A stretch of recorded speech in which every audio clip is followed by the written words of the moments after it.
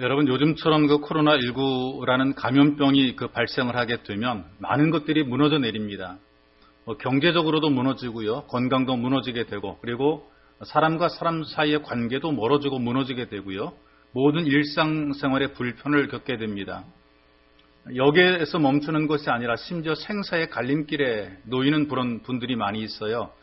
우리 합동총회 소속으로 전주에서 목회를 하던 51살의 목사님이 코로나19에 감염이 되어서 병세가 악화돼서 결국은 회복하지 못하고 세상을 떠난 일이 우리 교단 신문에 실렸습니다. 51세라고 하는 그런 나이는 요즘에 젊은 나이죠. 많은 일을 할 수 있는 그런 나이인데도 불구하고 그만 병세 악화로 세상을 떠나게 된 것입니다. 또 우리 같은 노회 시찰에 소속이 된 전봉화 목사님, 새벽에 오시는 분들은 계속 도고의 기도를 하니까 아마 들으셔서 알 터인데, 이 간 이식을 받은 기저질환자예요. 조카에게 간 이식을 받아서 회복이 된 그런 분인데요, 백신 접종 대상에서 제외가 됐습니다. 코로나 감염이 된 거죠. 그래가지고 위중증으로 발전이 돼가지고 병이 시접서 대기하던 중에 지금은 좀 회복이 되어서 중증 치료실에서 치료를 받고 있다. 집중 치료실에서 회복을 받고 있다는 그런 소식을 들었습니다. 이렇게 뭔가 어떤 우리 환경과 조건들이 활력을 사라지게 만들고 기가 빠지게 하고 기가 죽게 만드는 것이 요즘 우리가 누리는, 또 우리가 보고 있는, 목격하는 현대 우리의 모습인 것을 우리가 목격을 하게 됩니다. 이런 분이 계십니다. 몇 년 전까지만 해도 대기업의 이사였던 분입니다. 그런데 회사가 구조조정을 했어요. 그래서 물러나게 됩니다. 근데 이제 속상하고 억울함들이 있을 거예요. 왜냐하면 원해서 그만두는 것과 나가라 그래서 나가는 것과는 차이가 많거든요. 그래서 왠지 모르게 쫓겨난 듯한 느낌이 들어서 속에 불만이 가득했을 뿐 아니라 억울함이 있었습니다. 내가 이 회사에 충성을 얼마나 했는데, 그래서 보란듯이 성공하겠다, 이제 그런 욕심, 그런 의지를 가지고 새로운 사업을 시작을 했어요. 외동딸은 미국으로 유학을 보냈습니다. 그런데 불황이 계속이 되는 거예요. 사업마저 부도가 나서 더 이상 갈 곳이 없게 됩니다. 미국에 있는 딸은 학기 마감돼서 기숙사에서 나와야 돼요. 그런데 한국으로 돌아올 경비가 없어요. 와야 되는데 못 오는 거예요. 처음에는 당당하게 시작했는데 완전히 활력을 잃어버리고 말았습니다. 아내와는 별거하게 됐죠. 별거는 아내도 세를 내지 못해서 방을 빼야 된다는 것입니다. 딸도 미국 유학 갈 때는 정말 당당하게 떠났는데 이 비용을 보내지 않으니까 얼마나 부모를 원망하겠어요. 아버지는 미국에서 딸이 돌아올 수 있도록 여비를 좀 마련하겠다, 이제 그런 생각을 갖게 된 거죠. 내가 어떻게든지 돈을 마련해서 내 딸을 돌아오게 해야 되는데, 앞뒤 생각도 없이 은행에 들어가서 돈을 훔치다가 저항 한번 해보지 못하고 붙잡혔어요. 창원경찰에 붙잡혀가지고 그만 유치장으로 들어간다는 말이죠. 그 모습 얼마나 초라합니까?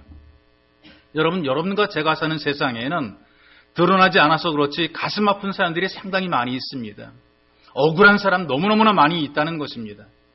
사방에서 기가 죽고 살아가는 사람들이 많고 활력을 잃어버린 사람들이 많이 있어요. 그러니 생각이 짧아지게 되고 단순해지게 되는 것이고, 정상적인 판단을 하지 못하게 되고, 할 말도 못하고 할 일도 못하게 되는 거예요. 겉으로는 강해 보이는데 속으로는 골마서 금방 무너지는 경우들이 많이 있습니다. 어떤 분이 이런 글을 봤어요. 힘들지라고 말하면 눈물이 왈칵 쏟아질 것만 같대요. 그 정도로 이 속으로는 많이 약해는 그런 모습이죠. 그러다 마음속에는 분노를 쌓아놓고 원망을 가지고 살아갑니다. 그러니 몸도 약해지고 마음도 약해지게 되는 그런 모습을 가지는 것이죠. 근데 거기다 믿을 게 없습니다. 믿을 구석이 아무것도 없게 되면 이건 정말 기가 죽는 것입니다.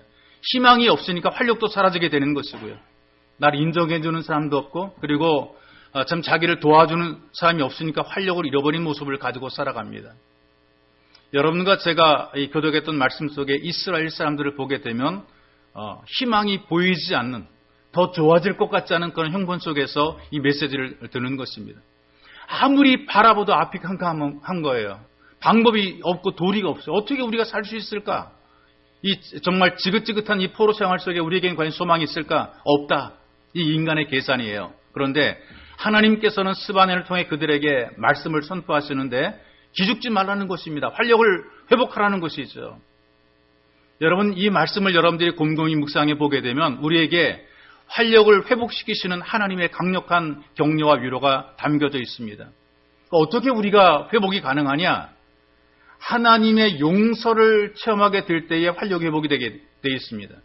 15절의 말씀을 보세요. 여호와가 내 형벌을 제거하였고 내 원수를 쫓아냈으며 이스라엘 왕 여호와가 내 가운데 계시니 너는 다시 화를 당할까 두려워하지 아니할 것이라 그랬어요.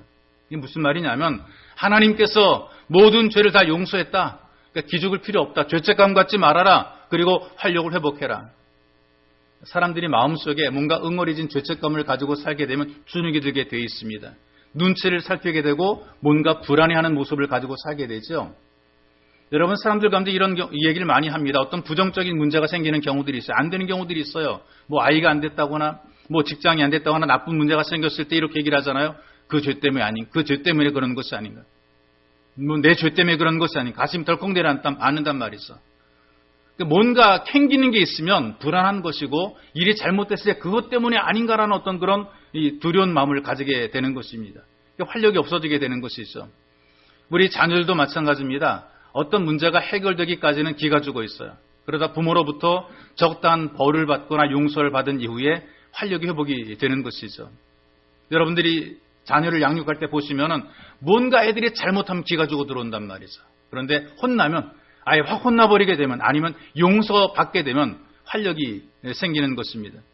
그러니까 죄책감이 해결이 돼야 이게 좀 풀어져야 좀 우리 마음도 풀려지게 되는 것이거든요. 이 죄책감이라고 하는 것이 옆구리의 가시 같아요. 보이진 않지만 그러나 괴롭습니다. 이게 해결이 될 때까지 마음이 편하지 않은 거예요. 실제 이런 그 여인이 있었습니다. 하반신이 마비가 됐어요. 어떤 뭐 질병 때문에 마비가 된 것이 아니고 원인 모르게 하반신 마비가 된 겁니다. 근데 여인이 한때는요. 남편과 두 자녀를 놔두고 춤바람 나가지고 몇 개월 동안에 이 춤추느라 가출한 적이 있었습니다. 이 춤이 굉장히 참 이게 사람을 강하게 끌어들이는 유혹이 있는 것 같아요. 시장 간다고 가서 시장 바구니 놓고 이 카바레 가서 춤추고 막 그런단 말이죠. 그러다가 남편의 권유로 교회에 가서 예배에 참석하게 됐는데 목사님으로부터 첫 번째 들은 메시지가 죄 짓지 말라는 메시지를 듣게 된 거예요. 근데 그 말씀을 딱 듣는 순간에 자기에게 하는 말 같아가지고 마음이 무거운 거예요. 나한테 하는 말 같다. 그리고 내가 왜 이렇게 떳떳하지 못한 죄인이 되었을까 고민합니다. 지난 날들을 생각해 보다가 자기를 제일 처음에 유혹했던 제비의 말이 떠오르는 거죠. 사모님, 다리가 미끈하게 생기셨는데요. 정말 매력 있습니다. 제비가 그렇게 자기 다리를 보고 미끈하게 생겼다고 매력 있다고 얘기를 해준 거란 말이죠. 여러분 예쁘다고 하게 되면 할머니도 좋아한단 말이에요.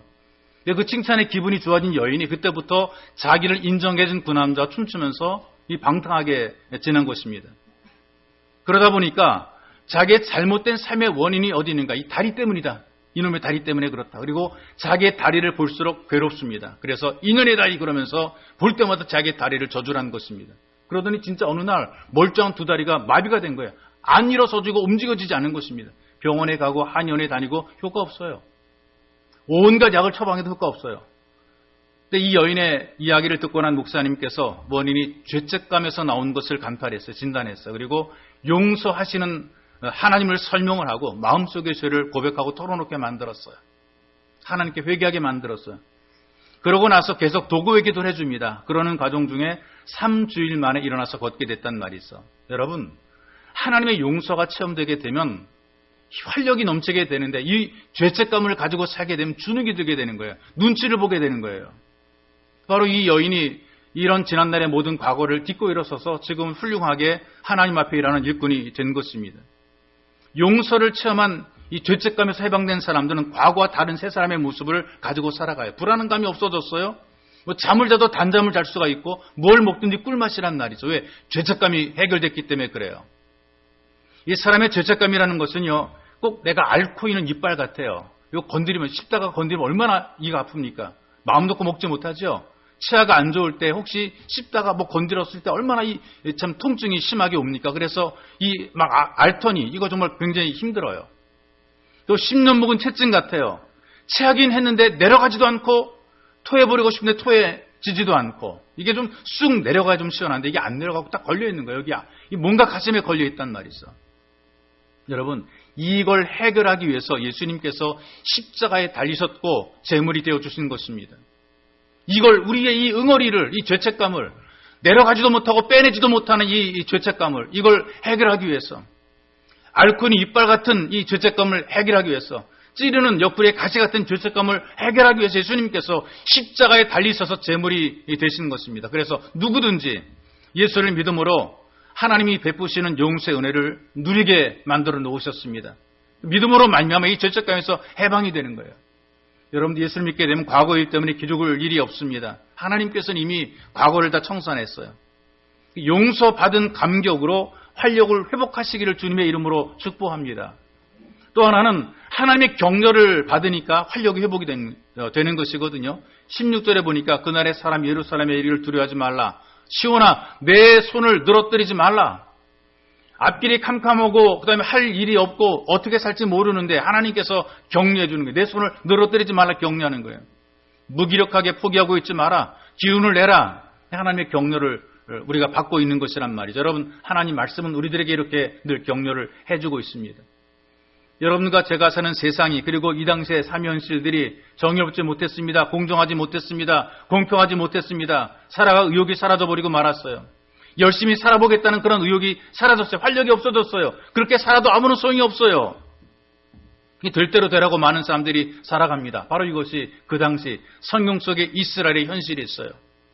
오늘을 살아가는 사람들의 현실일 수 있습니다. 이럴 때 들려준 하나님의 말씀, 내 손을 늘어뜨리지 말라. 격려해 주시는 말씀입니다. 사람들이 인생을 살아갈 때에 격려받지 못하고 늘 책망만 듣고 혼만 나며 살게 되면 기가 죽어버립니다. 자신감이 사라지는 것입니다. 활력을 잃어버리는 거예요. 매일 혼만 나요. 매일 책망만 들어요. 매일 욕만 먹어요. 사는 재미가 없어요. 좀 잘했다 칭찬 들어야, 수고했다 어떤 그런 격려를 받아야, 그래야 좀 살아가는 살맛이 나는 것입니다. 그 한국신학대학에서 상담 심리학을 가르치는 분이 이제 정태기 박사라는 분이거든요. 이분이 책을 많이 썼어요. 그 책에 보게 되면은 어떤 자기의 그 지난 일들을 고백하면서 사람들에게 치유를 하는 그런 내용이 기록이 되어 있는데요. 어릴 때 경험했던 두 가지의 사건을 통해서 기가 죽어 지냈다. 활력이 없었다. 자신감 잃어버리며 살았다. 이렇게 고백을 해요. 그 뭐냐? 하나는 이것입니다. 어릴 때에 밥상 위에 그 어머니가 밥상을 차려 왔는데 밥상 위에 자기가 좋아하는 생선이 딱 놓여져 있는 거예요. 그래서 무의식 중에 젓가락이 간 거예요. 예전엔 다 배고픈 삶을 살았잖아요. 근데 그 맛있는 생선이 있으니까 얼른 젓가락과 젓가락 짚는데 그때 어머니 아버지가 숟가락으로 이 아들의 손등을 딱 때리는, 이놈의 자식이 아버지도 손대지 않았는데 손등을 딱 때렸는데 얼마나 그때 충격을 받았는지. 그때 손이 순식간에 막 퉁퉁 부어올랐대요. 밥을 먹는데 무슨 정신으로 밥을 먹었는지 몰랐다는 거예요. 그 이후로부터 남자 어른은 무조건 무서운 거예요.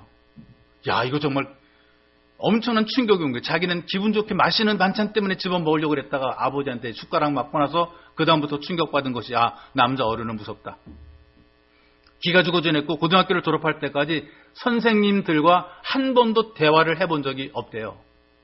개인적인 대화를 나눠본 적이 없다는 것이죠. 이런 어떤 그 과거의 충격으로 말미암아 어떤 주눅들어 산 것입니다. 또 한 가지는요, 자기가 못생겼다는 열등감 때문에 자신을 잃어버린 거예요. 젊은 시절에 대학생 할 때도 주눅들어 살았다는 것이죠. 16살, 15살, 한 중학교 2학년 때쯤 되었을 텐데 학교에서 돌아오는 거예요. 돌아왔는데 외사촌 누나들이 자기들끼리 모여가지고 막 이렇게 떠들어요. 그런데 이 동생이 온 줄, 이 정태기 박사 온 줄도 모르고 막 동생 흉을 보면서 막 얘기를 하는 거예요. 야, 태기는 누굴 닮아서 그렇게 못생겼냐?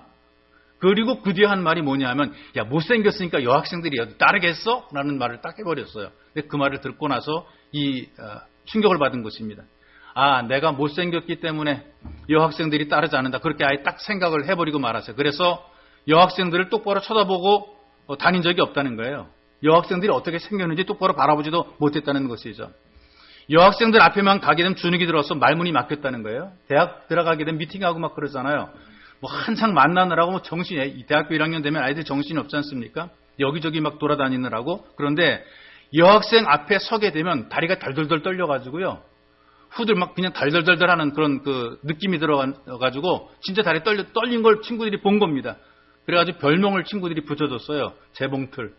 달달달달 떤다고 재봉틀이라는 별명을 붙여줬어요. 얼마나 이 주눅이 들었으면 그래요.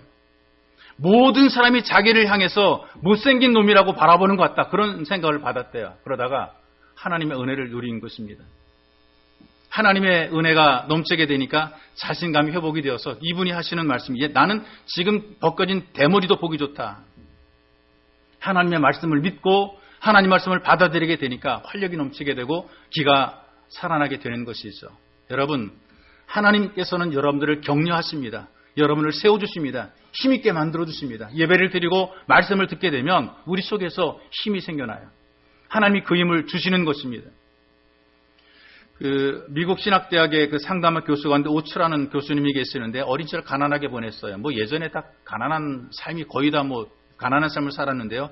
초등학교를 졸업할 무렵에 이 가족의 생계를 책임져야 되는 그런 소년 가장이 됐습니다. 초등학교를 졸업하고 뭐 했느냐? 국회의사당 옆에 있는 구두 수선소에서 구두 닦는 일을 했어요. 하루는 사람들에게 존경을 받는 그런 국회의원이 오게 됩니다. 그래서 그분의 구두를 열심히 닦아드렸어요. 그러니까 아주 꼬마가 구두 닦고 있는 것을 보니까 나이를 물어봤어요. 몇 살이냐? 12살입니다. 근데 이 국회의원이 이 구두 닦기 소년에게 아주 굉장히 격려의 말을 해줍니다. 나도 너처럼 12살 때 구두를 닦았다. 너도 열심히 노력하게 되면 나처럼 나라를 위해서 일하는 사람이 될 수 있다. 그 말을 듣고 마음속에 소망을 가진 것입니다. 나도 열심히 살게 되면 저분처럼 훌륭하게 될 수 있다. 어린 나이에 생존 경쟁에 뛰어들어서 주눅들어 살았잖아요. 어른들, 무서운 어른들 틈에 끼어들어서 구두 닦으며 눈총 받으며 심부름하며 살았었는데 그 한마디가 격려가 되어서 희망을 가진 것이죠. 그래서 그는 신학대의 교수까지 되는 그런 성공적인 인생을 살게 된 것입니다. 전능하신 하나님께서 말씀으로 여러분들을 격려해 주십니다. 우리가 이 땅에 살아갈 때 힘들고 어렵고 길이 막히게 될 때에 기가 죽어 팔이 늘어지게 되죠. 활력을 잃어버리게 되는 것입니다. 그런데 하나님의 말씀은 늘어진 팔을 힘있게 들고 살아갈 수 있도록 만들어 놓으시는 것입니다. 세상살이가 고단해도 여러분들의 삶현실이 힘들어도 고난의 현장에 있어도 하나님의 격려로 여러분들의 삶이 회복이 되시기를 주님의 이름으로 축복합니다. 또 하나님께서 함께 하시면, 함께 해주시면 활력이 회복이 되는 거예요. 17절의 말씀 보니까 너희 하나님 여호와가 너희 가운데 계시니 그는 구원을 베푸실 전능자이시라 그랬어요. 사람들이 혼자라고 생각하게 되면 주눅이 들어요. 나 혼자밖에 없어. 혼자서는 말도 잘 못하고 혼자서는 얌전해요. 그런데 모여지게 되면, 함께 하게 되면 담대해지게 되는 그런 사람들이 있습니다. 평소에 그저 논밭이나 갈던 농민들인데도 불구하고 이 모이게 되니까 막 기가 살아나요. 대단한 세력이 되고 힘이 되는 거죠. 길가에서 오뎅 팔고 호떡 굽는 아줌마들이 평소에는 단속부에서 이리저리 또 쫓겨다녀요. 단속 공무원들에게 기가 죽어 살아가요. 그런데 모이니까 이 경찰이 동원이 되어서 이들을 해산할 정도로 강력한 그런 힘이 되는 것이죠. 여러분, 이 땅에 살아갈 때에 자기들끼리만 모여도, 사람끼리만 모여도 힘이 생깁니다. 그런데 하나님께서 함께 하시면 얼마나 활력이 넘치겠어요. 겁날 게 없어요. 하나님이 내 인생에 내 삶에 함께 하신다는 믿음과 증거를 가지고 살게 되면 겁날 게 없다고요. 문제될 게 아무것도 없다고요. 쫄 것도 없다고요. 하나님이 함께 하신데 안 될 게 뭐가 있겠습니까? 됩니다. 이 믿음을 가지지 못하니까 자꾸 고민하고 염려하고 안 될 거라고 생각하고 자꾸 뒤춤거리고 뒤로 물러가게 되는 것이죠. 미국 교포 가운데 성공한 사람 가운데 강동만 집사라는 분이 있거든요. 사업하는 분이거든요. 그런데 이분이 호랑이를 잡은 사냥꾼으로 신문에 났어요. 이 호랑이를 몰아간 것이 어떤 거냐? 사냥개 2마리가 이 호랑이를 몰았습니다. 원래 처음부터 호랑이 사냥하려고 했던 건 아니고요. 사슴 사냥하려고 나갔어요. 그런데 개 2마리가 막 쫓아가는 거예요. 뭔가를 쫓아가요. 뒤쫓아 달려갔겠죠. 가봤더니 거기에 집채만한 호랑이가 나무 위에 올라가 있는 거예요. 엄격거려. 잡으려고 한 것이 아니라 엄격거려 총을 쏴가지고 맞췄는데 그게 제대로 맞아가지고 그만 호랑이를 잡은 겁니다. 호랑이 잡으려고 한 게 아니라 엄격거려 잡았어요. 처음 이 호랑이를 만나서 자기도 굉장히 놀랐다는 것이죠. 그런데 신문에는 사냥개가 호랑이를 잡았다고 신문에 났어요. 여러분, 개가 호랑이를 이길 수가 있을까요? 원래 이 개라고 하는 이 짐승은 호랑이 앞에서 오금도 펴지 못해요. 그런데 2km를 쫓아가지고 호랑이를 나무 위로 몰았단 말이죠. 이런 일이 어떻게 만들어지게 되느냐? 나중에 얘기를 들어보니까 이런 것입니다. 이 집사님이 기르는 이 사냥개 2마리는 여러 번 수없이 많이 주인과 함께 사냥을 다녔거든요. 자기들이 쫄 만한 그런 그 맹수들도 있어요. 멧돼지 같은 그런 맹수도 있단 말이죠. 근데 그런 맹수들도 주인이 총 한 방 쏘게 되면은 그 꼼짝 못하고 쓰러지는 것을 여러 번 경험을 반복한 것입니다. 이 개들이 이걸 본 거예요. 아, 우리가 쫓아만 주기만 하면 이 주인이 쫓아와서 산 총으로 쏘게 되면 저거 별거 아니다라는 이런 인식을 하게 되는 것이죠. 그래서 내 뒤에는 이 사냥개들도 그런 어떤 배경을 가진 내 뒤에는 주인이 있다. 그러니까 아무리 강한 상대가 있다 할지라도 우리는 겁나지 않는다. 왜? 주인이 있으니까. 주인이 빵 하게 되면은 그 강력한 맹수도 꼼짝없으니까. 이런 경험이 반복이 되다 보니까 호랑이도 겁내지 않고 쫓아가는 거라 그 말이죠. 왜? 우리 뒤에 주인이 있으니까 쫓아간 거예요. 그런데 호랑이도 보니까요, 이 개들 별거 아니거든요. 한 방에 날려보낼 수 있는데 왜 이 호랑이가 도망가느냐? 사냥꾼이 총을 가지고 쫓아오니까 도망간 거예요. 개가 무서워 도망간 것이 아니라 이 사냥꾼이 무서워 도망간 것이란 말이에요. 그러니 결국은 개 두 마리한테 쫓기다가 결국 죽게 된 것이죠. 아무리 강한 호랑이도요, 기가 죽으니까 개한테 도망갑니다. 근데 개라도 기가 살아 활력이 넘치니까 호랑이를 쫓아가요. 하나님께서 여러분들을 홀로 두고 기죽지 않게 하신단 말이 있어. 하나님께서는 언제든지 여러분과 함께 하십니다. 여러분들이 경험하는 게 있잖아요. 지갑에 돈이 든든하게 되면 어디 가도 기 안 죽지요. 지갑이 좀 비어야 좀 주눅이 들잖아요. 그런데 늘 든든하게 되면 아무 문제가 없어요. 여러분 조금 높은 사람과 알고 지내면은 기죽지 않잖아요. 내가 그 사람 알아. 이렇게 말하면서 기죽지 않고 지낸단 말이에요. 하다못해 파출소의 순경을 알고 지내도요, 나 경찰이랑 친하다 그러고 뭐 자랑해요. 괜히 지가 경찰인 것처럼 우쭐하고 막 그래요. 근데 하나님께서 우리와 함께 하신다고 약속의 말씀을 주었습니다. 하나님께서 우리와 함께 하신다. 이걸 믿지 못하니까 신앙생활이 제대로 안 되는 것이에요. 온전한 예배자가 되지 못하는 거예요. 이게 안 믿어지니까 우리가 제대로 예수를 믿지 못하는 거예요. 하나님께서 왜 나와 함께 하시느냐? 나 같은 것과 왜 함께 하시느냐? 함께 하신다고 말씀을 해도 왜 이걸 못 믿습니까? 하나님께서 함께 하신다. 여러분 살아가면서 크고 작은 아픔들을 경험하죠. 가슴이 터질 것 같은 답답함들, 삶이 지겨운 현실들, 우리보다 잘난 사람, 우리보다 잘 사는 사람 바라보게 될 때에 기죽고 자존심 구기는 일들이 많아요. 그런데 그럴 때마다 여러분과 함께 하시는 하나님을 기억하시기를 바랍니다. 하나님께서 말씀하십니다. 내가 너와 함께 할게. 하나님은 전능하신 하나님이십니다. 그렇기 때문에 전능하신 하나님을 믿는 사람은 절망할 이유가 없어요. 망할 수가 없어요. 늘 함께 하시는 하나님과 동행하며 활력이 회복되시기를 주님의 이름으로 축복합니다. 또 한 가지는 하나님의 사랑이 여러분들의 활력을 회복시키시는 겁니다. 근데 이것도 못 받아들이는 사람이 하나님께 사랑한다 그러는데 왜 날 사랑해? 이런 답답한 사람들이 얼마나 많은지 몰라요. 17절의 말씀을 보시겠습니다. 그가 너로 말미암아 기쁨을 이기지 못하여 하시며 너를 잠잠히 사랑하시며 너로 말미암아 즐거이 부르며 기뻐하시리라. 하나님께서 나를 사랑하시고 나를 기뻐해 주시고 나를 통해서 하나님이 기뻐하시겠다라고 말씀을 하십니다. 바로 이 하나님의 사랑이 우리에게 활력을 주는 것이죠. 이 땅에 살아갈 때에 사랑을 받지 못하고 살아가는 사람들을 보게 되면 의욕이 상실되고 기가 죽어 지냅니다. 그 살아갈 용기를 잃어버리는 경우들이 많고 사는 즐거움이 없어요. 왜냐하면 이 땅에는 모든 생명체들은 그 사랑을 요구합니다. 사랑받기를 간절히 원한단 말이죠. 사랑받는 거 싫어하는 사람 아무도 없단 말이에요. 하다못해 식물들, 보지도 못하고 듣지도 못하는 식물들도요, 자기를 거부하는 사람이 오게 되면 두려움의 파장을 쏟아낸다는 거예요. 식물들도 파장이 있는데 파장을 막 발산한다는 것이죠. 그런데 자기를 아껴주고 사랑하는 사람이 다가오게 되면 기쁨의 파장을 내보낸다는 거예요. 이 식물들도 유익이 되게 하려면 식물들을 좋아해야 됩니다. 그래야 거기서 좋은 기운을 얻게 되는 것이죠. 산을 다니면서 산속에서 피톤치드가 발생되니까 다 좋을 거 아닙니다.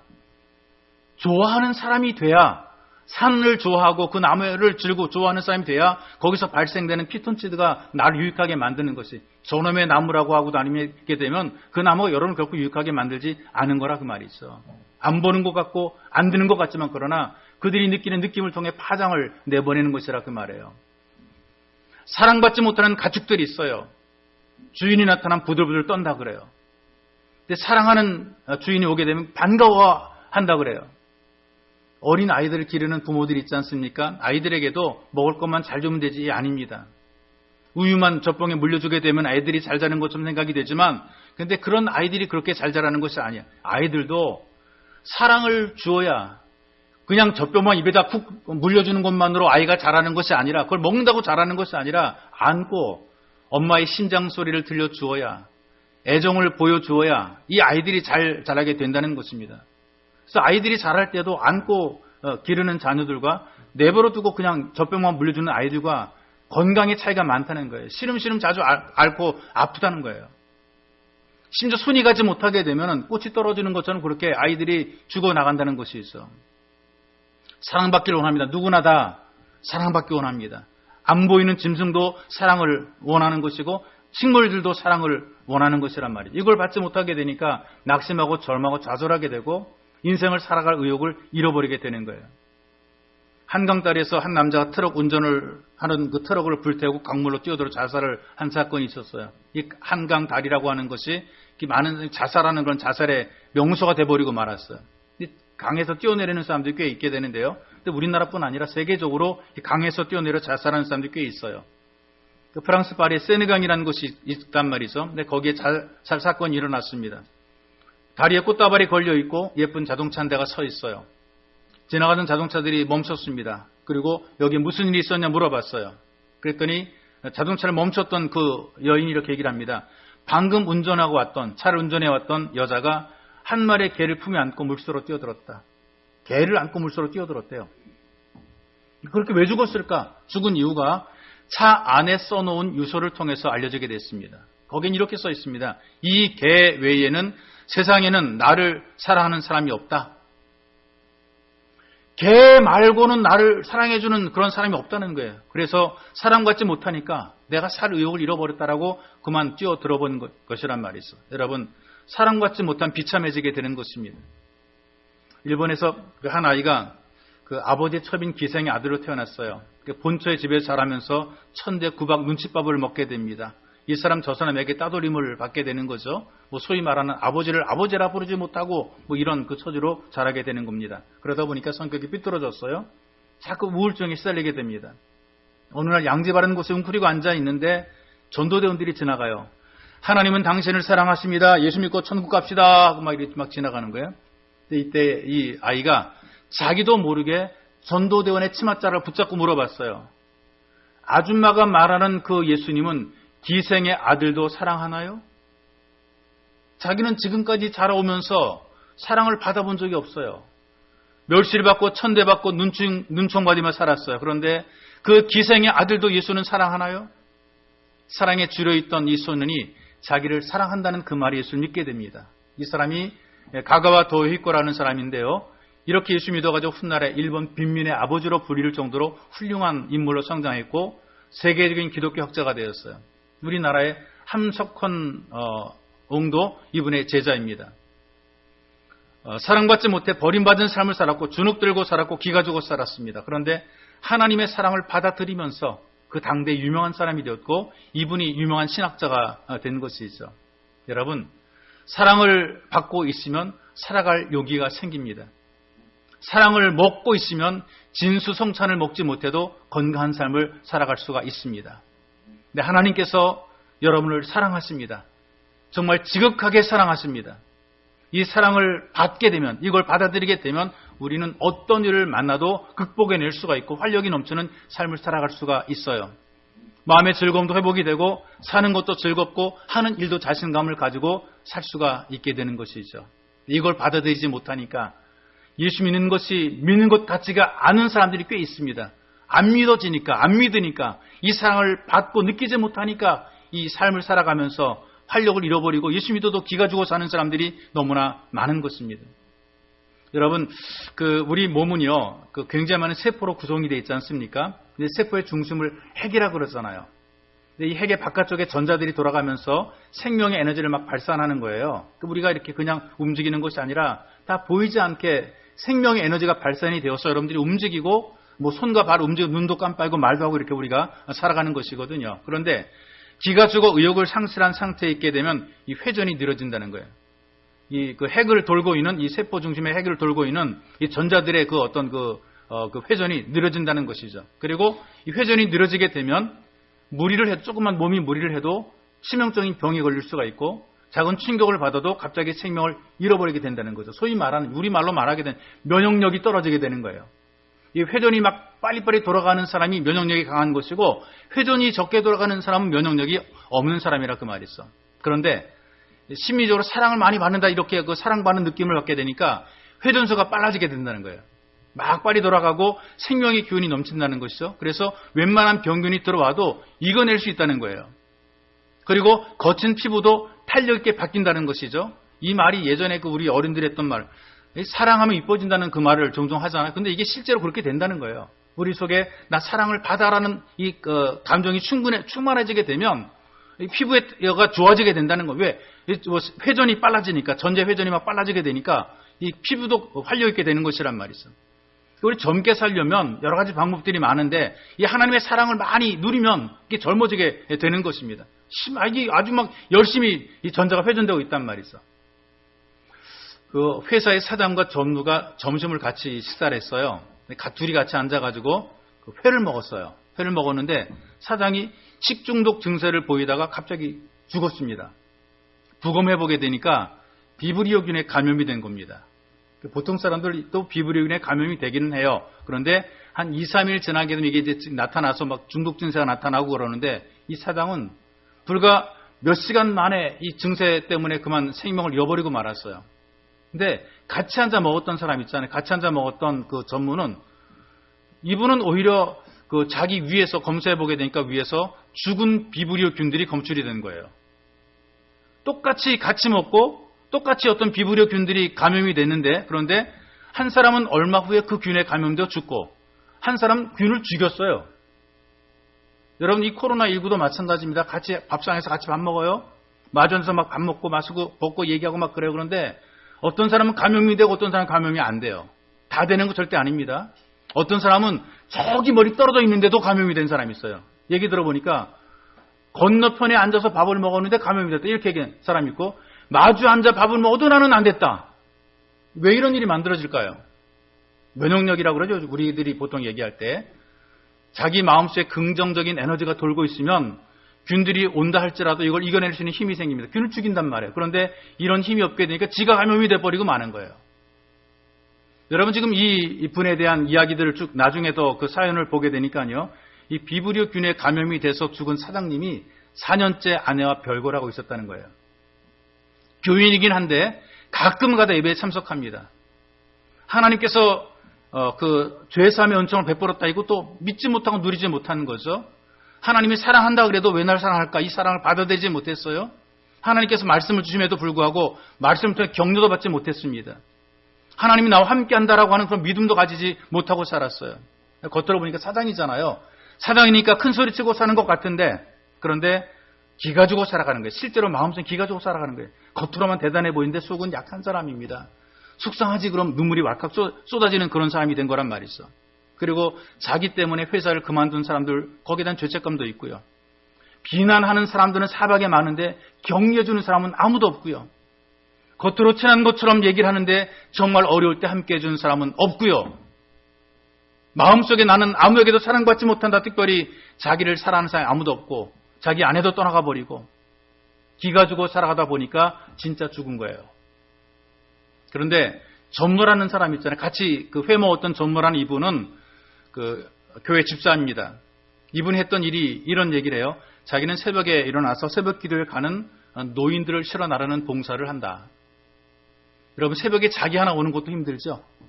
아예 생각도 못하는 분들이 태반이고요. 새벽 기도 꿈도 못 꾸는 분들이 많은데 이 집사님은 자기는 새벽에 교회에 오는데 혼자 오는 것이 아니라 노인들을 실어 나르는 그 차 봉사를 하고 계십니다.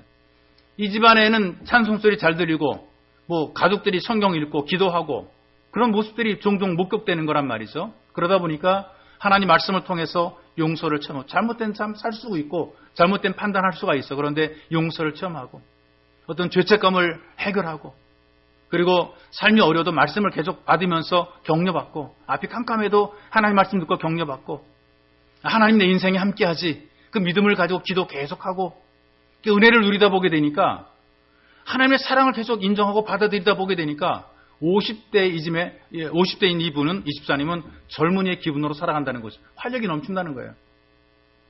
기쁘다, 좋다는 거예요. 행복하다는 거예요. 돈을 많이 벌어 행복한 것도 아니고, 일감이 많아 행복한 것도 아니고, 건강이 행복한 것도 아니고, 그냥 예수 믿고 살고 주님 앞에 봉사하고 섬기는 그것이 참 좋다는 거예요. 여러분 인생 살아갈 때 우리 예수 믿으면 거둔 것이 별로 없고, 번 것이 별로 없어도 너무나 기죽지 마시기 바랍니다. 여러분 기대했던 것들이 많은데 기대 무너져도 여러분들이 기죽지 마시기 바랍니다. 왜?